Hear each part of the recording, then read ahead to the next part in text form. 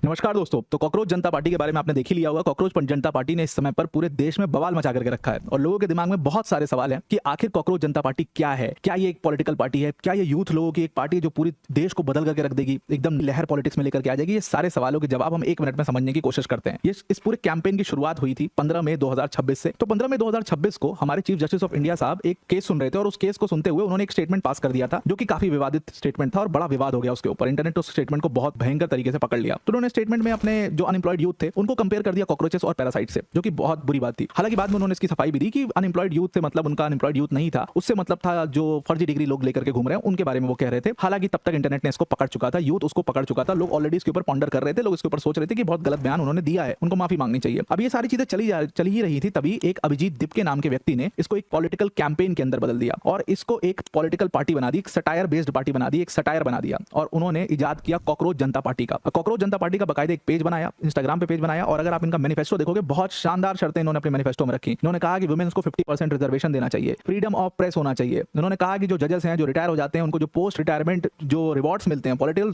Rewards मिलते हैं, बहुत सारे जजेस आप देखते हो जब रिटायर होते हैं तो उनको राज्यसभा का सांसद बना दिया जाता है, ये प्रैक्टिस खत्म होनी चाहिए। पॉलिटिकल डिफेक्शन जो नेता करे उसको कानूनी कार्रवाई होनी चाहिए, उसको सजा देनी चाहिए। ये सारी बातें इतने स्ट्रॉन्ग मैनिफेस्टो बनाया तो यूथ इससे बहुत कनेक्ट किया। ये असल मुद्दे थे, लोगों ने इससे कनेक्ट किया और सिर्फ 48 घंटे के अंदर 40,000 से ज्यादा यूथ जो है वो इनको ज्वाइन कर सका। इसमें जरूरी नहीं है कि अनएम्प्लॉयड यूथ ज्वाइन कर रहा है, हालांकि इन्होंने उसमें लिखा हुआ अनएम्प्लॉयड, लेजी, उन्होंने बकायदा उसमें कई सारे कंडीशंस रखी हुई हैं कि आप इसका मेंबर बनना चाहते हो तो आप अनएम्प्लॉयड हो, ये हो। लेकिन बहुत सारे एम्प्लॉयड यूथ, इवन मैंने भी इसको ज्वाइन किया, मैंने भी देखा इसको क्या चल रहा है और ये कैंपेन बड़ा सफल कैंपेन हुआ और बहुत सारे बड़े पॉलिटिशियंस ने भी इसको इवन सपोर्ट किया। महुआ मोइत्रा और कीर्ति आजाद जैसे पॉलिटिशियन जो कि टीएमसी के बड़े पॉलिटिशियंस हैं, उन्होंने भी इसको सपोर्ट किया। देश भर में बहुत सारे लोगों ने, फेमस पर्सनैलिटीज ने इस कैंपेन को सपोर्ट किया और रातों रात इसके इंस्टाग्राम पेजेस पर लाखों फॉलोअर्स हो गए। ऐसे कैंपेन्स, ट्रूली स्पीकिंग मैं सच बताता हूं यार, ऐसे कैंपेन्स कई बार देश के लिए बहुत जरूरी होते हैं जो आपको एकदम झकझोर करके खड़ा कर दें कि भाई कुछ बोलना चाहिए, इस चीज के खिलाफ आपको खड़े होना चाहिए, बोलना चाहिए। ये चीज ने बहुत बड़ा एक मैसेज दिया है कि जो यूथ है हमारे देश का वो काफी ज्यादा नाराज है पॉलिटिक्स से, वो नाराज दिख रहा है। Thank you.